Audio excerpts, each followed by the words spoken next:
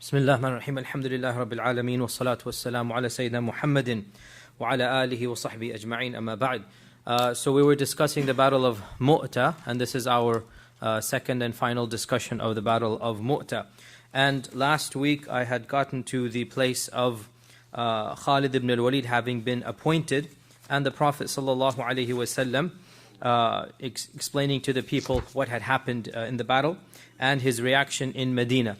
Now let us go back to the battle and mention what did Khalid ibn al-Walid do. And once again I reiterate that unfortunately we really just have 2 or 3 explicit narrations from which we have to derive the entire story. So what appears to be the case is that Khalid ibn al-Walid, he realized that there is no way to achieve actual victory, and that the only real victory would be to preserve the Muslim army from complete destruction, from massacre. So what did he do? He has a 2-pronged tactic. The first tactic was that he organized the army for a quick, short-term attack. And the purpose of this was to cause the Romans to stop from their onslaught. So he wanted to just launch a quick attack to pause the Romans and cause them to stop in their onslaught. And how did he do this? Again, we only have one narration, but I'm sure there were other things that he did. But one of the things that is mentioned is that he strategically positioned the archers, so that the archers were able to stop the onslaught of the Romans from coming. And Ibn Ishaq mentions, for example, one small incident, that one of the archers was an elderly man by the name of Waqid ibn Abdullah al-Tamimi, and even though he had a good arm still, but his eyes were feeble. So he told his 2 companions that, lift me on top of your shield, and I'll sit on top of the shield and you carry me as high as you can, and I will shoot as hard as I can and you will be my eyes. So he used 2 people to basically guide him, turn more this way, more that way. And so a group of archers basically were the primary method that was used. And there's no doubt that there was a direct onslaught as well. And this is mentioned by Khalid himself in Sahih Bukhari. He says that on the day of Mota, 9 swords broke in my hand. 9 swords, one after the other, kept on using 9 swords until I finally only had left 1 Yemeni shield. So from this we derive that there was also an onslaught, there was also an attack on the ground, on infantry, and this was led by Khalid ibn al-Walid. And what this did was that by the time night fell, the 2 armies had managed to separate themselves outside of the distance of a bow and arrow. So they are now safe from the bows and arrows throughout the night. The 2 armies are now within visual sight, but not within the sight of bows and arrows. And so when night fell, the Muslims are at least safe for the time being, and they took shelter behind a hill. And it was on that evening that finally the martyrs could be buried. So the bodies had been lying there for the entire day. So in the evening, that was when the martyrs could be buried, and the 3 of the leaders, and that is of course Ja'far and who else? Number 1 was who? This is a simple quiz. Zayd. And number 2? Ja'far. And number 3? Abdullah bin Rawaha. That all 3 of them were in fact buried in one grave. Now, what happened the next day? The fact of the matter is the books do not tell us anything, at least the classical books. From what I could find, nothing explicit is mentioned. But I did find in one of the later books a technique or a strategy. And I don't know where this author got it from, but Allah knows best, but it appears to be something that is constructed or read into the classical books. That another tactic that he did the next day, Khalid ibn al-Walid, was that he gave the impression that a group of reinforcements were arriving. He gave the impression to the Romans that a group of reinforcements were coming from Medina. And what this did was it caused the Romans and the Christian Arabs to simply pause, because now they're worried that other groups will come. And in this pause, Khalid ibn al-Walid and the Muslims basically managed to run away from the battlefield and achieve complete security. Because had they left in front of the eyes of the Romans would have followed them. And if they had followed them, they would have been massacred. So by giving the illusion of reinforcements coming, the Romans paused for a few hours, and in that few hours, Khalid ibn Walid and the Muslims managed to escape to security. Now, how did he give the illusion of people coming? Well, one of the books mentions a tactic of telling a group of Sahaba to spread out thin in an area that had sand and far, far away, and use certain instruments or certain, let's say, wings or whatever, to beat the dust up and to run forward in the dust. So that when you see from the distance, there is an illusion given that hundreds of horsemen or hundreds of people are coming, and so you have the dust storm gathering in the distance. This is one version that is given, and Allah knows best, but we have a lot of details we do not have a lot of details, but the fact of the matter is that what Khalid ibn al-Walid managed to do was to save the bulk of the Muslim army from what otherwise would have been a complete disaster or catastrophe, so much so that only a handful of Sahaba passed away. We know the names of around 15, probably another 5 or 10 whose names we do not know. So the fact of the matter is, out of 3,000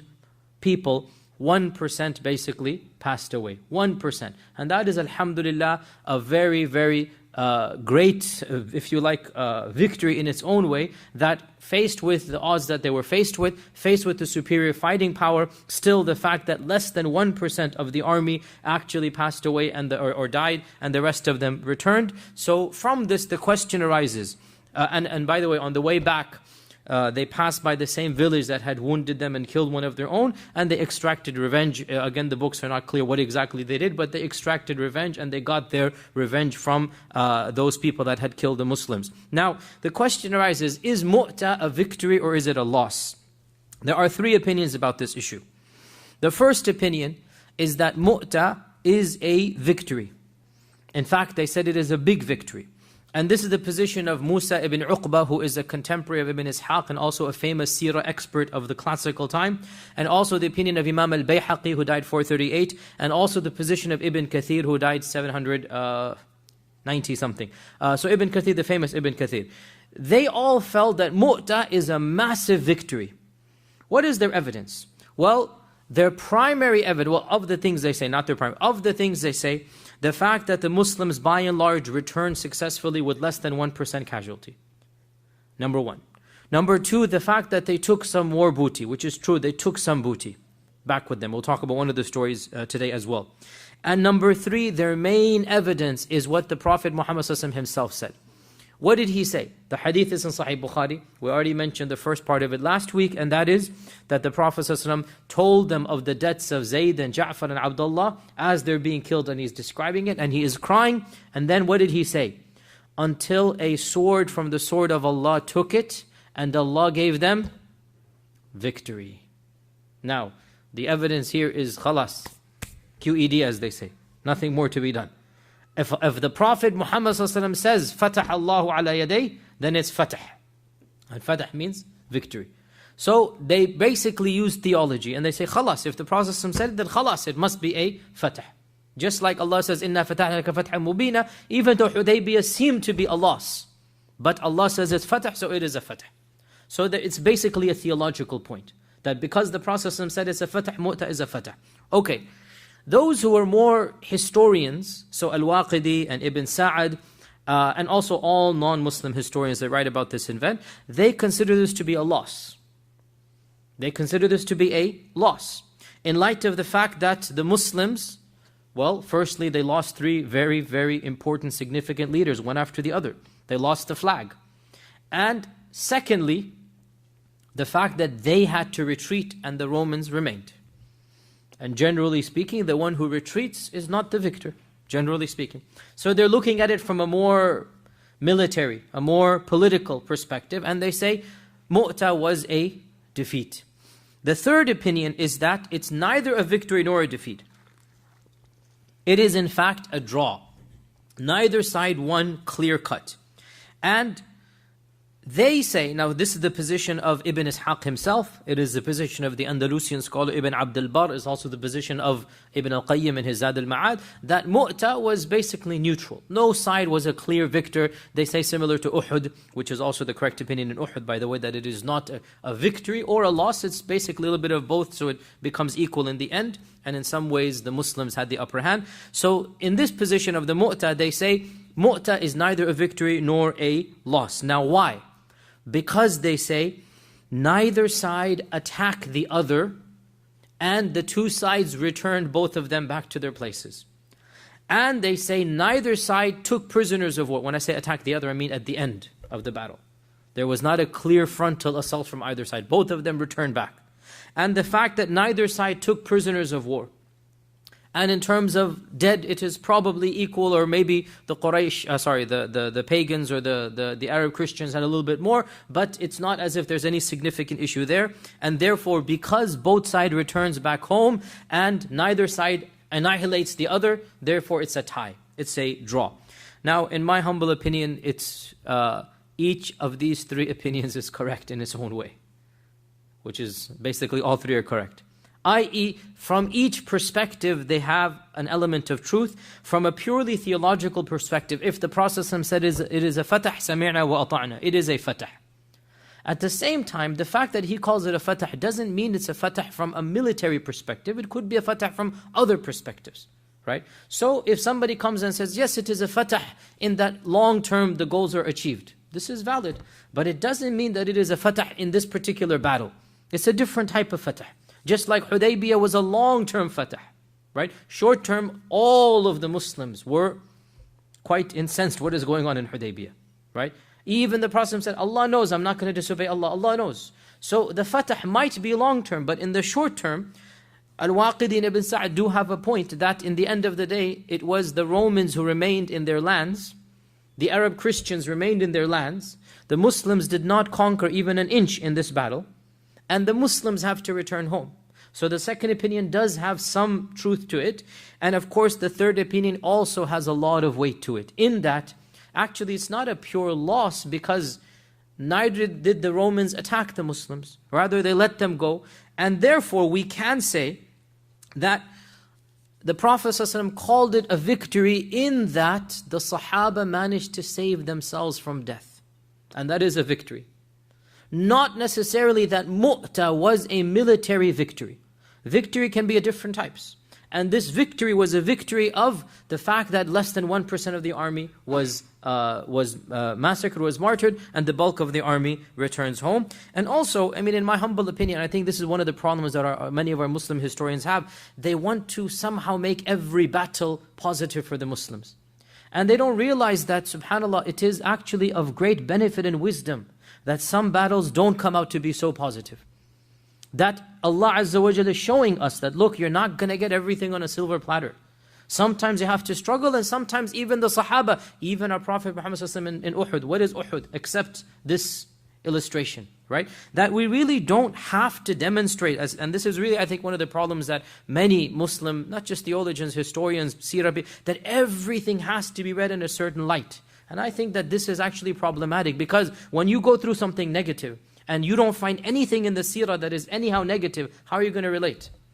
Whereas if this battle actually is not fully positive, which is really my position, then you actually find some comfort in this when you go through some negative, when other issues arise. And here we have another wisdom, and that is that even the Sahaba are human. And sometimes they'll make not necessarily a mistake, but they'll make a judgment that doesn't turn out to be in the best interest in the immediate future. Maybe the long term everything will work out, and that's the benefit. In the long run, Allah will take care of everything. But sometimes in the short run, victory might not be that tangible. So the Sahaba returned back. The Prophet ﷺ rejoiced at their return. He welcomed them. But what happened was, within a few days, rumors began to spread. Smear campaigns were launched against the people who participated in Mota. How do we know this? Because it is mentioned in one of the books of hadith that the Prophet ﷺ saw the wife of Salama bint Hisham, and he said, "What is the matter with Salama? I haven't seen him in the masjid. Is he all right? Why is he not coming?" And so his wife said, "Ya Rasulullah, he has not come out of his house. Because every time he exits, people make fun of him. And people chastise him and rebuke him. And they say, 'O you who escaped, O you who ran away, have you run away from the way of Allah? أَفَرَرْتُم مِّن سَبِيلِ اللَّهِ عَنْ سَبِيلِ اللَّهِ. Have you run away from the path of Allah?' Which means, of course, over here, jihad. So Salama has remained in his house, not leaving out of this rebuke. So what this shows is that some of the Sahaba, those who did not go, or perhaps some of these were hypocrites. We don't know the details of who were saying this, or perhaps it was a mixture of both. The Sahaba felt a bit of positive anger, like why could you have fled? And the hypocrites felt a way of smearing. And so both of them are possible. So the people who had participated in Mota were then being smeared. That you are cowards. You have fled the battlefield. You didn't stand your ground. And they're being mocked. أَفَرَرْتُمْ عَنْ سَبِيلِ اللَّهِ. Have you run away and fled from the way of Allah subhanahu wa ta'ala? So when the Prophet ﷺ heard this, he said to all of the masjid over there that هُمْ لَيْسُوا بِفُرَّارٍ. They are not runners away, they are qurrar. And qurrar means the ones who will come back and fight again. So he took the smear and he changed one letter, the fa to the kaf, and he made a positive word out of it. Right? And this is of the fiqh and of the rahmah and of the long-sightedness of the Prophet to take a smear, furrar, which means runners away. And he says, no, they are qurrar. And qurrar means they will come back and fight again. And so that the Prophet then basically shut down all of the smear campaigns with one word. They are not runners away. They are not fleers. They're not cowards. They will come back to fight again, meaning they save themselves from death, and they will come back and they will fight again. And by the way, this clearly shows us that, and this is a very sensitive issue and I don't want this to be misunderstood, that no doubt martyrdom, genuine and legitimate martyrdom, is a goal of every single Muslim. At the same time, this goal is not expedited foolishly. You don't walk into the battle wanting to die and therefore just standing there doing nothing. This is not of the fiqh of our religion, because if everybody did this, then there would be no legitimate battle. Every warrior would just throw his arms and say, Yalla Bismillah, I want to meet Allah Azza wa Jal. Right? This is not the way. And therefore, these Sahaba, 99% of them returned back. Some of the Sahaba seemed a little bit overzealous, like, how dare you turn your backs? How dare you run away from them? And the others that actually had fled, they obviously felt guilty. That's why Salama is sitting at home. That, you know what, maybe there is a right point, maybe I should have stayed there, maybe I should have just died. But the Prophet is demonstrating, no doubt martyrdom is a genuine goal of every Muslim. This is, wallah, you cannot deny this. Our Prophet clearly said that a legitimate martyrdom obviously is something we all want. But we don't want foolish martyrdom. We don't want illegitimate martyrdom. And this is what this hadith shows, that they haven't run away out as cowards. They have protected themselves so that they can fight a legitimate battle once again. They're not furrar, they are qurrar. And after the army had returned, and last week we had mentioned the story of the women of Ja'far, and they were wailing and screaming, and the messenger comes back 3 times, as you remember this story from last time. So when this occurred, the Prophet ﷺ commanded that food be prepared for the family of Ja'far, and he said, "Isna'u li'ali Ja'far ta'aman." Prepare food for the family of Ja'far, for a matter has occurred that has made them busy. And so food was prepared for them. And after 3 days, he visited the family of Ja'far. He visited the wives and the children of Ja'far. And he said, after today, let no one cry over my brother. And he called Ja'far Akhi. Because Ja'far is a Akhi and a cousin, is a close confidant of the Prophet ﷺ. So let nobody cry after today over my brother. And he called for the children of Ja'far, and there was Abdullah ibn Ja'far, there was Muhammad ibn Ja'far. So he called for the children of Ja'far, and Abdullah was the older of the two, and Abdullah narrates this hadith. Abdullah was probably 7 years old, 6 years old at the time. He remembers this. So Abdullah is narrating the hadith, that the Prophet visited us after my father had died, and he called for us to come, and all of our hair was disheveled. In fact, the wording in the hadith was, he said, we look like baby chickens. Like completely, every hair. The reason obviously being that the mother's not going to comb their hair. She's just lost a husband. She already is quite traumatized. We heard what happened last week with her. So she's not really combing the hairs of the children at this stage. So their hair is all disheveled. And the Prophet ﷺ sees this. So he orders that a barber be called. He takes charge even of the barber of the children. He orders that a barber be called and that their hairs be trimmed or shaved off. And then he praises or talks to each one of the children, and he says, as for Muhammad ibn Ja'far, as for Muhammad, he looks just like my uncle Abu Talib. And of course Abu Talib is Muhammad's grandfather, right? Muhammad ibn Ja'far ibn Abi Talib. So he said, this one looks just like my uncle. And then he called for Abdullah and he said, as for Abdullah, he looks just like me and he acts just like me. In other words, the point is every one of these children, he's like kind of making them feel something special, right? And Abdullah was the oldest of them, so he held on to Abdullah's hands and he raised it up and he said, "Oh Allah, allow Ja'far's progeny to remain, يعني أخلف في ذرية جعفر," which means that, basically means, "Oh Allah, bless the remainder of Ja'far's progeny. Oh Allah, allow them to flourish. Oh Allah, bless Abdullah in all of his transactions," because Abdullah is going to be the man of the house now. Abdullah is going to be the caretaker. So, oh Allah, whatever he does for money, basically, in his safaqat, which means buying and selling, oh Allah, bless him in all of this. And he said this 3 times.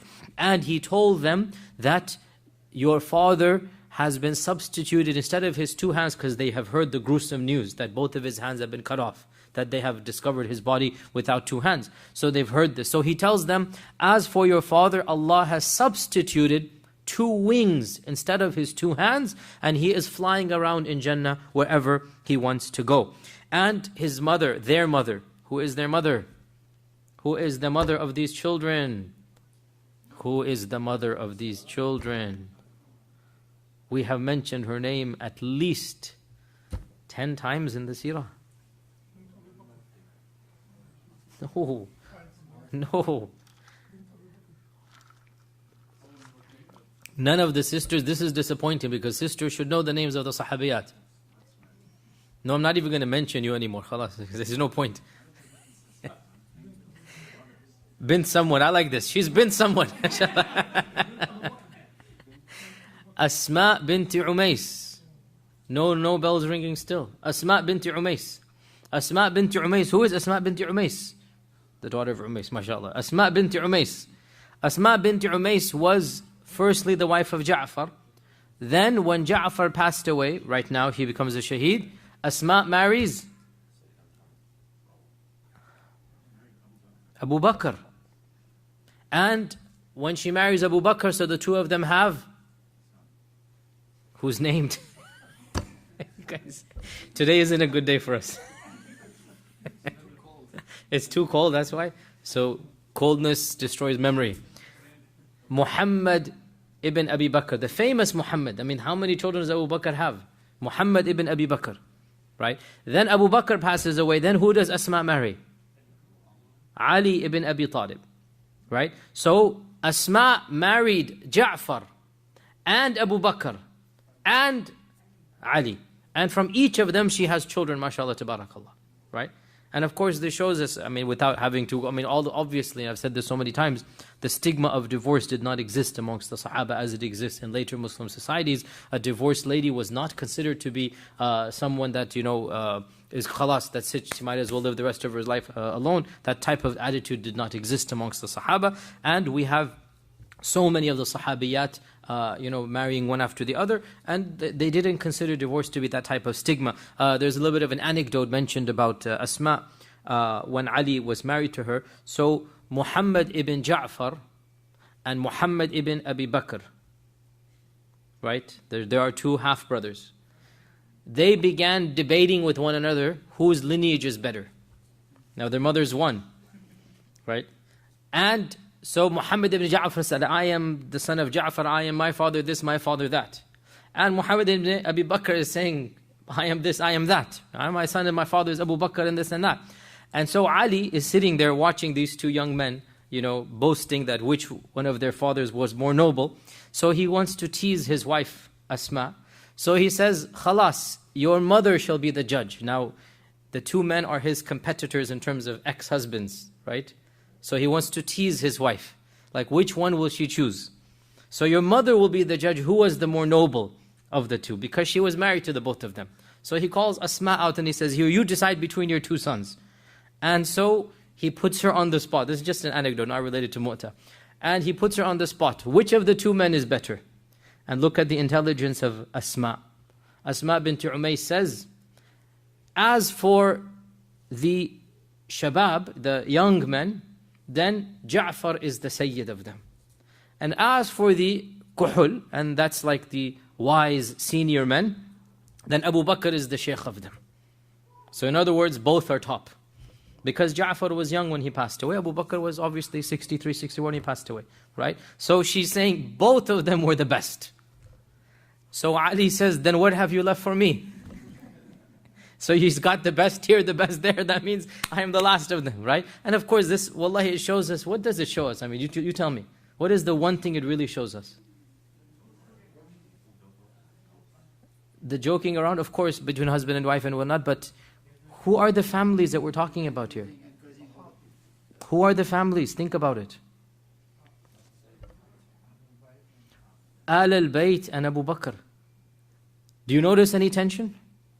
Do you notice any hint of a problem?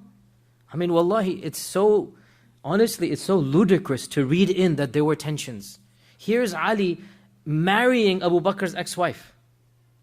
Here's Ali joking that which one of the two is better, Abu Bakr or his own brother, because Ali's brother is Ja'far, right? And once Asma gives her intelligent, watertight answer, he then jokes back at her. Like, what have you left for us? And wallahi, it's so obvious that there was no tension amongst these great Sahaba, the way that some groups say. And again, you know our theology, but every incident of the Seerah shows us, even something as trivial as this, that this type of tension has been constructed and read in. The Sahaba themselves are getting along completely, fine in this regard, and alhamdulillah for that. In any case, back to the story of Mota. So this is Asma binti Umays. So Asma comes out, and Asma begins to complain about the orphans, meaning she's saying, Ya Rasulullah, they're all orphans, meaning who's going to take care of them? Who's going to take care of them? And the Prophet ﷺ said, are you scared of poverty for them? When I will be the one who will take care of them in this world and the next. Ana waliyuhum. I am their wali in this dunya and the akhirah. So he took charge immediately or directly of the children of Ja'far, and all of this demonstrates the care and the concern of our Prophet ﷺ, especially for orphans. He himself was an orphan, and he knew what it felt like to be an orphan. From this incident, by the way, we also derive some very interesting sunan.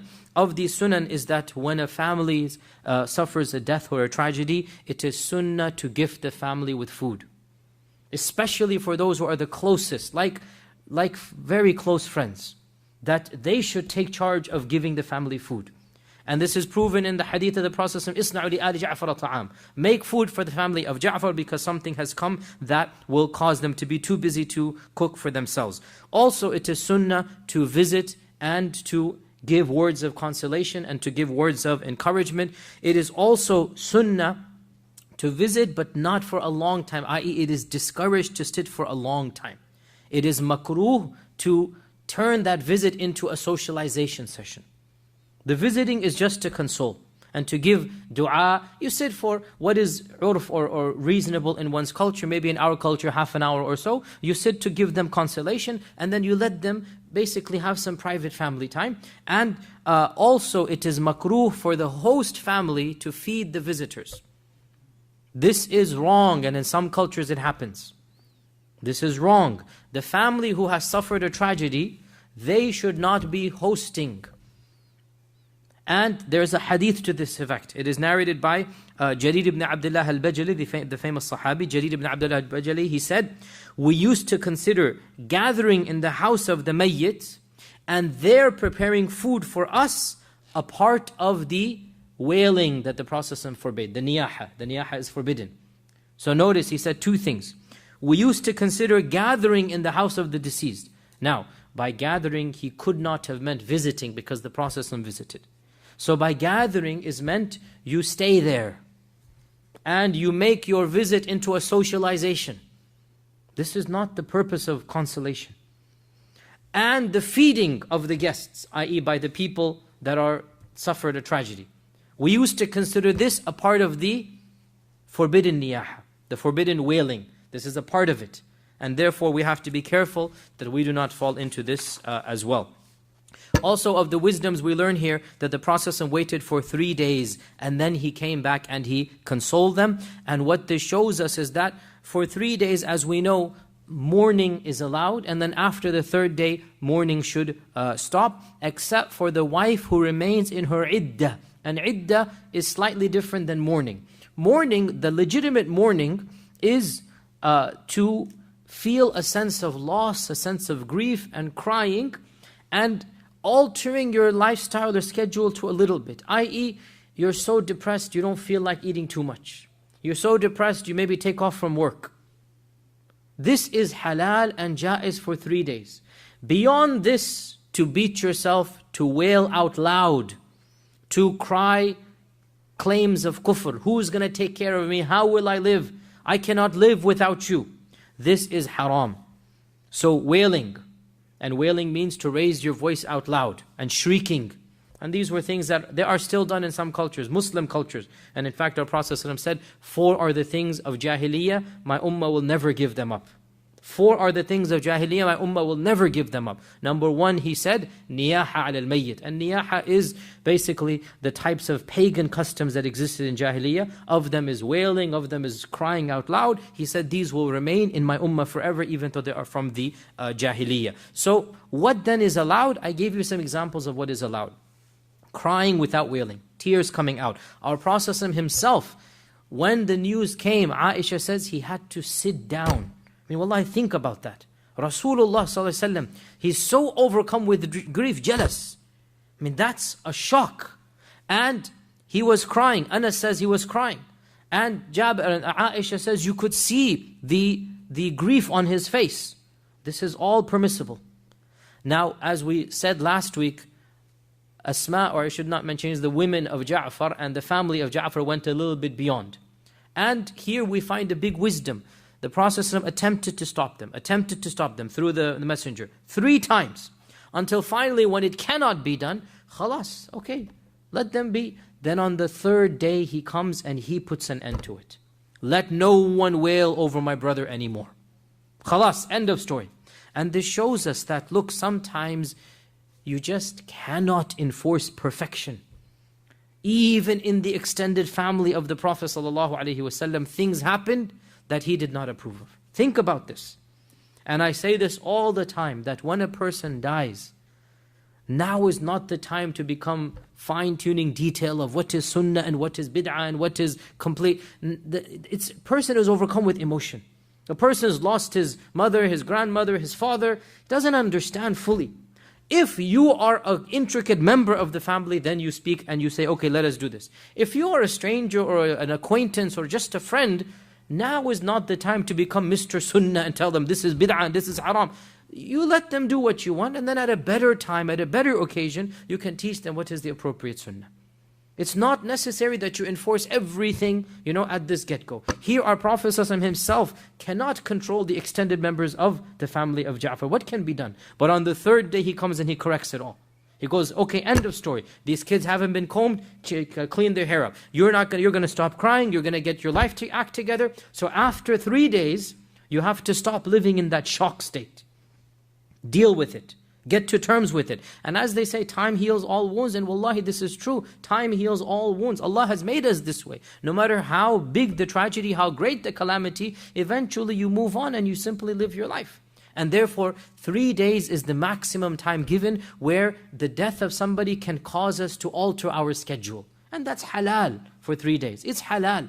But after 3 days, khalas, end of story, and move on. The only exception, the wife, she remains 4 months and 10 days with extra rulings. And those rulings are not mourning, they're ihdad rulings. And the haddad rulings are basically, she does not beautify herself the way that a wife should beautify for her husband, out of respect for her husband. And she remains in the house as much as possible. This is something specific for the wife, 4 months and 10 days. But even after 3 days, she should try to just get into the schedule again of eating and drinking and whatnot, and try to overcome the extra grief, even though it is halal for her for a longer period of time, out of respect and honor for the status of the husband. So all of this we learn from the story of Asma binti Umays and the children of Ja'far. And as I said, that after her iddah was over, that later on Abu Bakr proposed for Asma, and Asma then married Abu Bakr.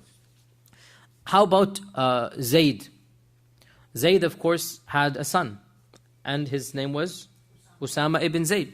And it is mentioned in the Musannaf of Abdul Razak that whenever the Prophet would see Usama after the battle of Mota, that he would tear up, he would cry. when he saw Usama. Because Usama is now probably 14 at this stage, probably maybe even 13. I mean, we don't know exactly, between 13 to 15. He's just a young man, just about to become an adult, and now at the prime of his youth, he's lost his father, and he resembled his father, and so the memories of Zayd would come back to him when he saw Usama, and so we learned that even when he saw Usama, he himself would tear up and he would become grief-stricken looking at Usama ibn Zayd.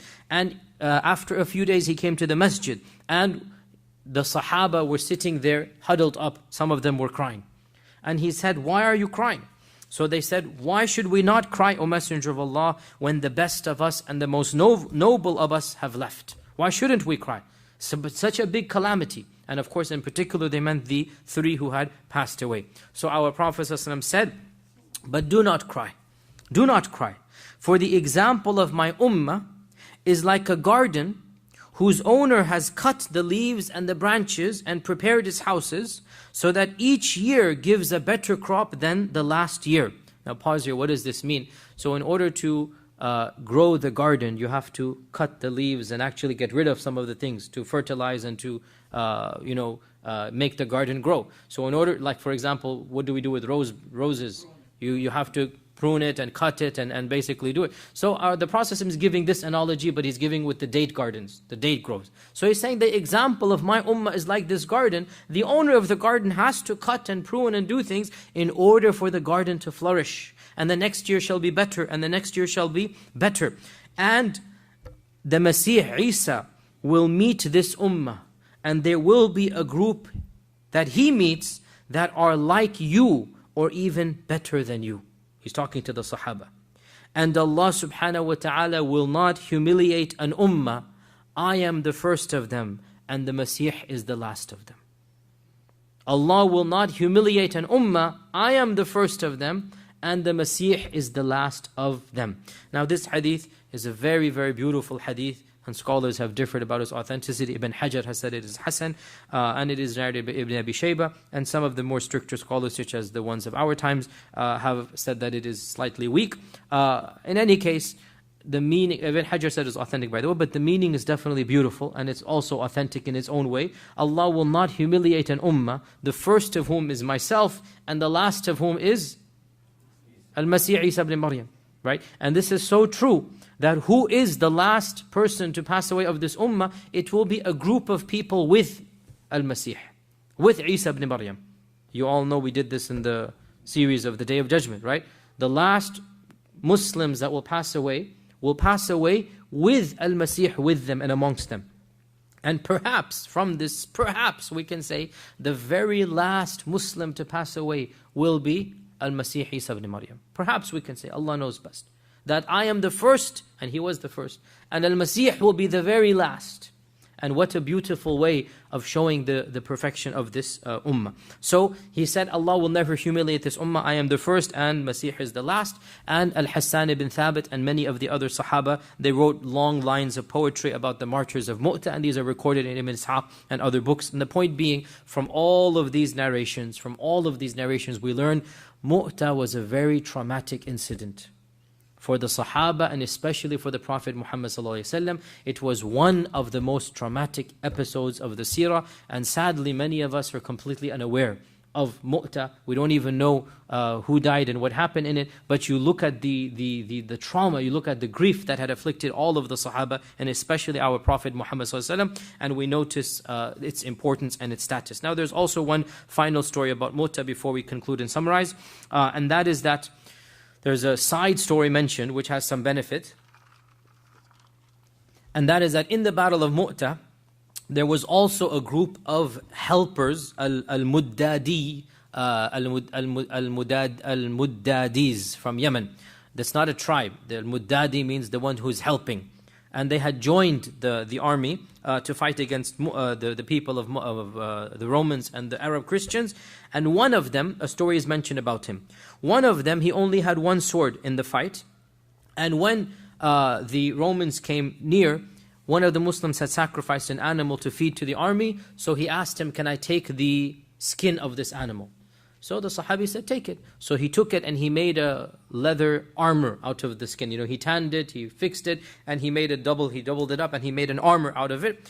And there was a Roman, perhaps lieutenant, again the books of Seerah do not mention his level and rank, but there was a Roman with very, it says bright armor, golden armor. And he was wreaking havoc in the lines of the Muslims.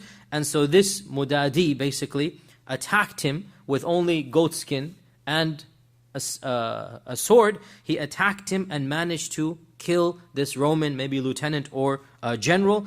And he took his horse and his armor and his weapons, and he took everything as booty, right? Now, of course, this is the fiqh, that the one who kills a soldier will get the personal belongings of the soldier. Now, when the battle is over, so he takes all of these into his basically baggage, and Khalid al-Walid says, what is this? He's the commander, no? Khalid is the commander. He says, what is this? So the man says, I killed the Roman, and so I get all of his goods. So Khalid said, this is too much. And they said that there was a golden coat of armor, and there was a beautiful horse, so you can imagine if he's clearly not just a soldier, he's clearly somebody high up, whatever would have been there, which would have been very valuable and very whatnot. So Khalid says, this is too much for one soldier. You must give some to the treasury. You must give some to the general fund to distribute to everybody. So the man says, but this is the sunnah of the Prophet, and this is what he told us to do, that the qatil, the soldier who kills, gets everything from the soldier that he killed. And this is the general rule. Right now, again, I said this applies to an army that is not paid. As for an army that is paid by the government, remember, in those days, the armies were voluntary. And each person has been told that whatever you get is going to be yours. And then on top of that, the general treasury, you will get a share. And what is the percentage of shares between the one who has a horse versus the one who doesn't? The one with the horse gets 3. 1 for him and 2 for his horse. Right? Why? Because taking a horse into battle, that horse or that camel is worth a lot of money, and you're risking it. And also, when you take your own horse, you are responsible for maintaining, feeding, whatnot. So it's a big responsibility. It's also the big risk of loss. So all of these this is the chapter of the fiqh of the war booty, we don't have. We're not going to talk about this too much now, but it is true that the one who kills gets the armor and all of that. Now Khalid was new. Remember, he's a new Muslim. Khalid says, no, you're not going to get all of this. So he takes a percentage and he gives it to the general fund, that's going to give to the whole army, and he just gives him something that is, whatever, trinkets or whatever, you get this. And the man says, I'm going to complain to the Prophet. So Khalid doesn't say anything. Khalas, they go back to Medina. The man goes to the Prophet after everything has settled down, and he complains that, Ya Rasulullah, I killed the Roman general, I got this, and Khalid took it from me. So he called Khalid bin Walid to confirm. Khalid said, yes, Ya Rasulullah, I took this percentage. So the Prophet said, here, give it all back to him. So Khalid gave him all that he had earned, and at this, the man scoffed and mocked at Khalid and said, didn't I tell you? Now you got what you deserved. So he mocked Khalid. So the Prophet said, what is this? Why did you just say this? So the man explained that I had told him that I'll take him, to you, and I will, complain. And now this is, your verdict was in my favor. At this, the Prophet became angry at the arrogance and the insolence of this man. That the man was now like boasting. Didn't I tell you? Now you got what you deserved. You got your scolding. And he said, in that case, O Khalid, do not give it to him. In that case, Khalid, do not give it to him. Will you not leave my commanders for me? Take the good from them and leave their bad. And this hadith has generated a lot of discussion about what is this meaning and what's not, but I think it's pretty self-explanatory. And that is that this man deserved his armor, his booty, but when his arrogance got the better of him, the Prophet ﷺ needed to send a message to the rest of the army that you cannot treat your leaders in this manner. You deserved it, you could have gotten it if you were humble, okay. But when you were so arrogant, and arrogance is a worse sin, as for Khalid, he made a genuine mistake. Khalid did not know, or he didn't believe this man. He didn't know that the one who kills gets the armor, and he felt this is a lot. He didn't take it himself. He just gave it to the general fund. So Khalid made a genuine mistake.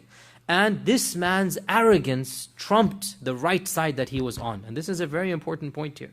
Notice this. The man was right, but his arrogance was so wrong that favor was not given. The judgment was not in his favor. And this clearly shows us the dangers of arrogance, even for the one upon the truth. Even for the one upon the truth, your arrogance can make you upon the batil. And Khalid was wrong in this case, but he was right in the sense that he acted in his own ijtihad. And he wasn't chastised.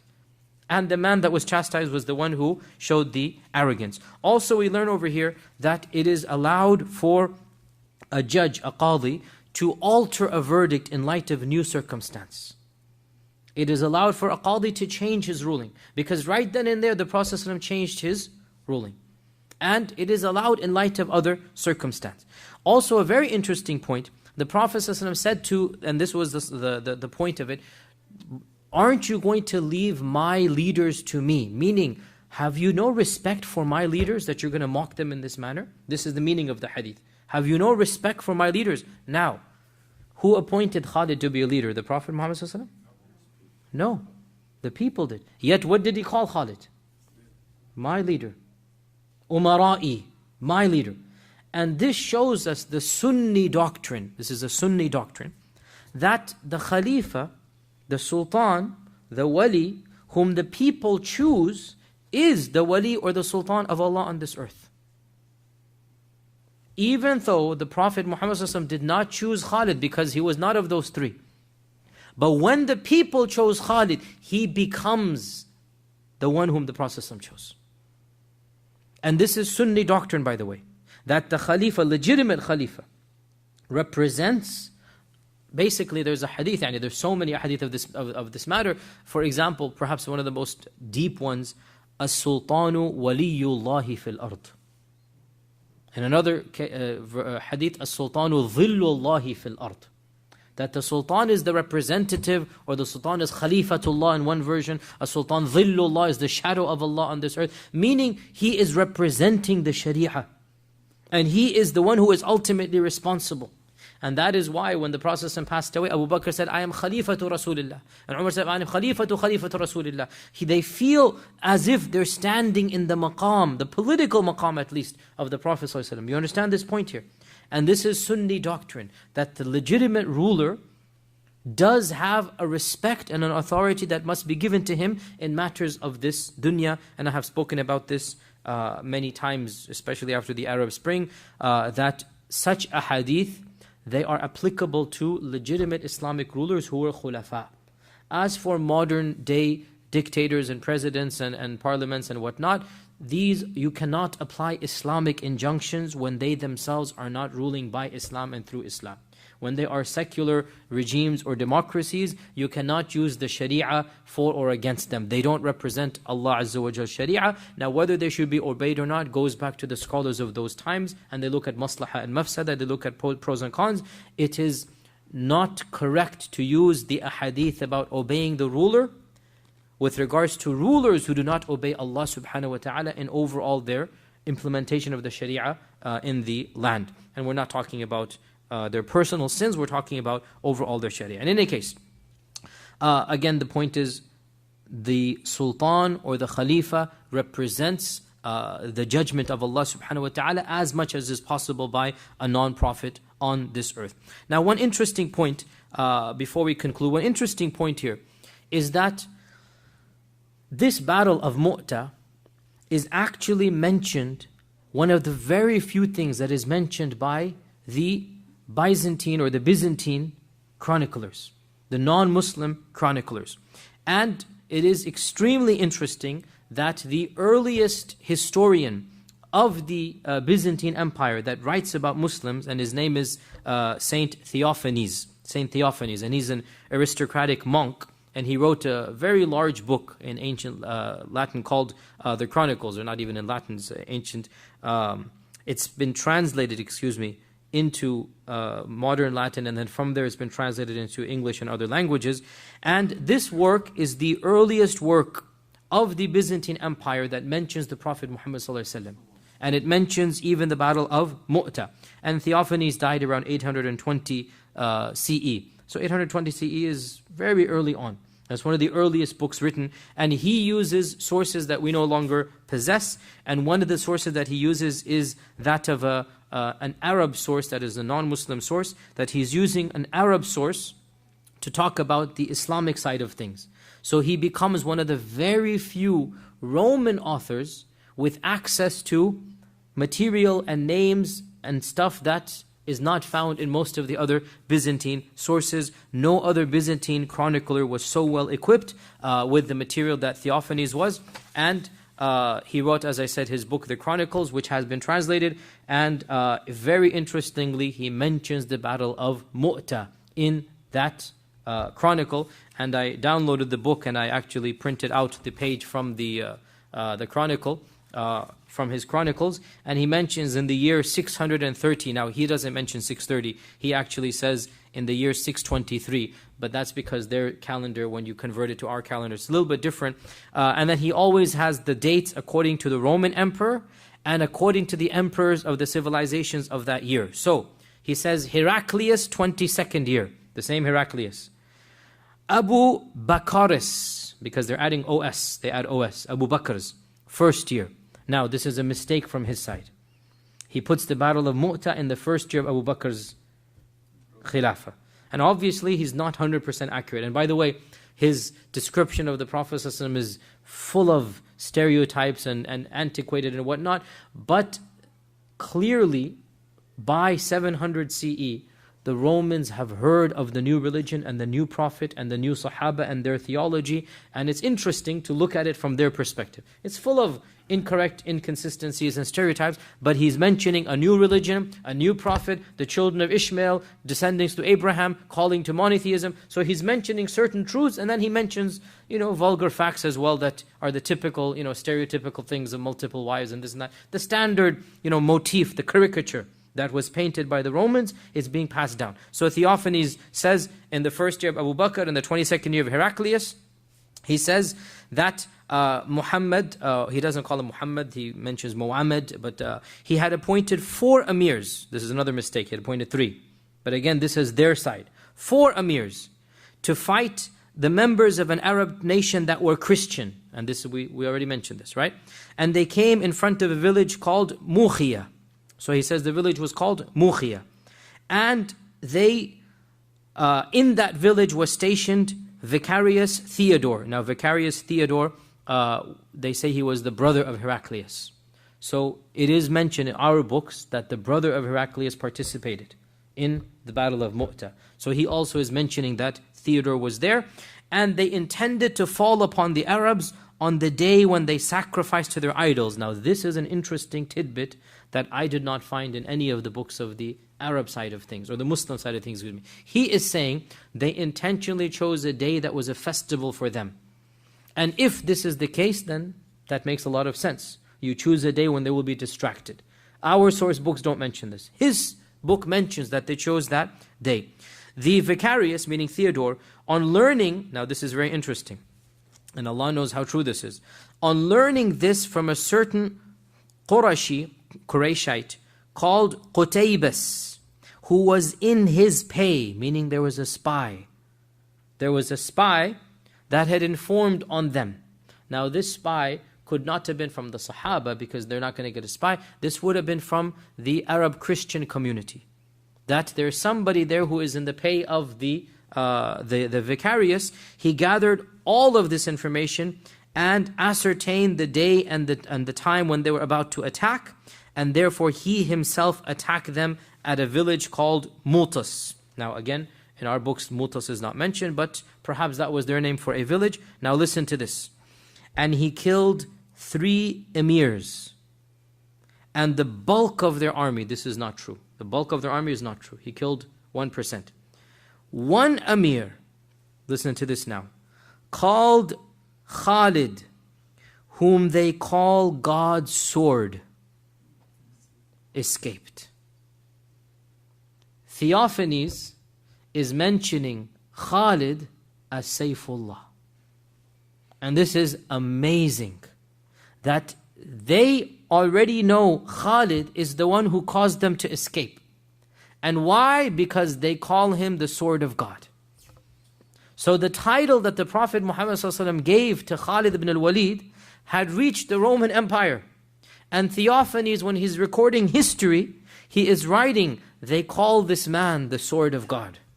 And he's the one who managed them to escape. And to me, when I read this in tertiary, so I said, this is too good to be true. So I actually downloaded the entire book and tried to find where this is. And here, I actually downloaded it today. And I said, khalas, I'm going to read it myself. And alhamdulillah, it's right here, directly. That one whom they call the sword of God. And it's something, wallahi, Allah Azza wa Jalla said, this is the Prophet gave him the sword of God, the sword of Allah. And that is why his shuhra spread even to the Romans. And of course, before we go on, of course, this is why Khalid ibn al-Walid had to die in his bed. It is mentioned that when he was dying, he began crying. And there was a visitor there, and he said, turn me around and look at me from the front and back. You will not find 2 fingers on my body, except that there's a scar and a mark and a bruise and this and that. And yet here I am dying on my bed. You see, Khalid has warrior blood. And when you have warrior blood, you don't want to die on your bed. He's crying. Like, I spent my life battling. I have a whole stellar record. Here I am dying on my bed. He doesn't understand the wisdom. But Ibn Kathir and all of the later scholars, they say, Khalid was Sayfullah. And it is not allowed for anybody to break Sayfullah in the battle. Only the one who unsheathed the Sayfullah can put it back where it belongs, and that is Allah subhanahu wa ta'ala. Khalid ibn Walid is too holy to die on the battlefield. It's too much. Because if you were to break Sayfullah, then what does that show? So the one man who did so much that he's actually called the sword of Allah is not allowed to die on the battlefield. And he did not understand this. But inshaAllah he got the ajr of the shaheed. But he has too holy to die as a shaheed. Now, final point here. So the primary benefit of the Battle of Mota, what exactly does this do? It opened up the northern lands, because I would say 95% of the battles of the Seerah are southern. Medina downwards. Right? The Battle of Mota is the largest battle up north. And there were small skirmishes, but Mota was the mother of all northern battles. You understand this point? All of the other battles are going down south. Mota, what it did was, okay, I agree, we all agree, the Romans were not defeated. And the Christian Arabs were not defeated way up north in Tabuk and whatnot. But what happened was the reach of the Ummah has spread at least to the peripheries now. And the strength of the Muslims is established, and fear is put in the hearts of those Arab Christian tribes. Fear is put in their hearts. And we will come back to this in Tabuk, that when the Prophet himself marched north, they couldn't even fight him. And there's no denying that Mu'tah had an impact. If only 3,000 of them could do so much damage to, however, 10,000, 15,000, we don't know the numbers, but suppose there were 15,000, 10,000. If only 3,000 could do so much damage and still escape, what are we going to do when the Prophet Muhammad himself comes? So when Tabuk takes place, they don't even show up. I'm telling you this beforehand, but we'll come to Tabuk later on. They can't even fight the Prophet Muhammad ﷺ. So it's the first and only major battle that takes place up north. It's also the first and only battle in the lifetime of the Prophet with the Romans. It's the only battle with the Romans, and obviously this opens up the door of fighting the Romans after the death of the Prophet. Khalid ibn Walid in particular gets that experience, and he knows the tactics of the Romans. He faces them in battle, and of course Allah will use him later on to fight the Romans. All of this is intended. After this, now remember, when does Mu'tah take place? What year does it take place? Beginning of the 8th year of the Hijrah. The beginning of the 8th year. When is the conquest of Mecca? Ramadan of the 8th year. Ramadan of the 8th year. Hajjatul Wada' is the 10th year. Right? Ramadan of the 8th year. So we're about to now, very soon inshaAllah ta'ala, finish off the conquests, because the very next incident is going to be the conquest of Mecca during the 2 years after the Treaty of Hudaybiyah. Basically, Hudaybiyah is 6th year, and then Mota is the beginning of the 8th year. During this 1.5 to 2 years, every single serious threat to the Muslim community has been eliminated. By going up north, the message has been given to them, you cannot attack us. That's the least thing. And remember the Ghassanid chieftain, what was he saying? I'm going to show you who's the boss. I'm going to come down. I'm going to do this. Now it's all threat. You're not going to do anything once you've seen what they can do to you in your own territory. So it is true to say Mu'tah was not a victory, but the message was given. And that message was, don't mess with us. You can't mess with us. And therefore, at the end of this incident, the Battle of Mota, every single serious opposition to the Muslim community has been eliminated. The only threat, even that in quotation marks, that is left is a weak, debilitated, declothed, detoothed, neutered Quraysh. Nothing left. It's just an old dog without any teeth. Nothing left. Lots of empty air. But they're all now defecting over. And that's what Amr ibn al-As himself, that's why he left. Like, what's left now? It's only a matter of time. We will be conquered. Even Amr, and he's the statesman. He's the politician. He sees this. That's why he is the very last to go. And therefore, inshaAllah ta'ala, we will pause our seerah for a few weeks for the break. And then we will resume, inshaAllah, next Gregorian year, 2014. And inshaAllah ta'ala, we should be finishing the entire seerah within the Gregorian calendar 2014, inshaAllah ta'ala. And with that, if there are any questions or... Yes? Why do you think the Battle of Mota is not as famous as the other battles? Why do you think the Battle of Mota is not as famous as the other battles? Number one, because the Prophet Muhammad ﷺ did not participate. So it is a... What is that? It is the survey. The survey? Okay. Yeah, okay. Number one, because the Prophet Muhammad ﷺ himself did not participate. Number two, because the details of the battle are very sketchy. And they haven't been mentioned in a lot of details. And there are a number of reasons for this. Of them is that, once again, the Prophet did not participate. And of them is that, by and large, the battle is not a positive memory. And when it's not a positive memory, you don't tell it in gory detail. It's a loss. And losses are just covered up, and you don't go into a lot of detail. So these are the two reasons that come to mind, and Allah Azza wa Jalla knows best. Yes? When the Muslims retreated, did the Romans follow them? No, they didn't, because they thought reinforcements were coming. So the pause was too late. And by the time they figured out it was a ruse, so then they're not going to go after them. Yes? Does this author mention how many people participated in the battle from their side? We mentioned this last week. Were you here last week?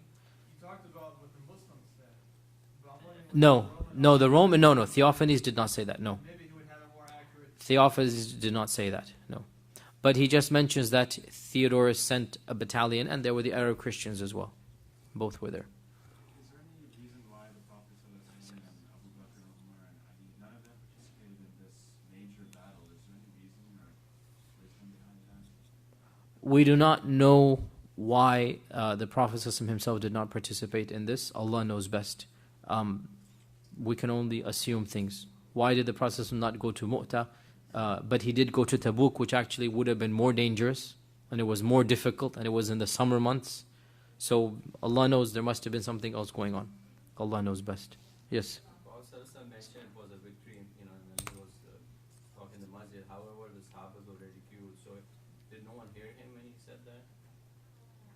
Why were they ridiculed the Prophet? So he said it's a victory. The Sahaba, or these Sahaba, were accused of running away from the battle. Two separate things. They were accused of running away, turning their backs on the Romans and fleeing. And you can say that that did occur, that they turned their backs and they saved themselves. So the fact that they fled does not necessarily disqualify it as being a victory, and that's what I am also saying.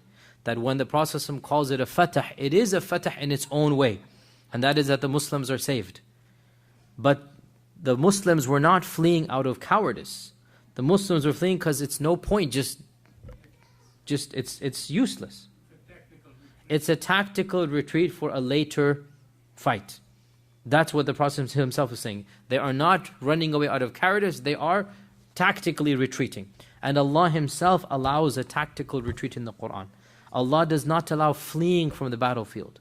In the Quran, Allah says, do not flee unless it is a tactical retreat. And this is what our Prophet himself said, that this is a tactical retreat. Yes? Was this battle necessary? Was it important? As we said last week, the reasons for this battle are a little bit vague, but no doubt the consequences I just mentioned are very real. And that is, the Islamic Republic is now established all the way, almost up until the periphery of the Roman Empire. And even the Arab Christians are now threatened to attack Medina. So the sign has been given that we are too powerful for you. And perhaps that was the main wisdom, that the only threat possible would have been from up north, and that threat has been eliminated. And Allah knows best.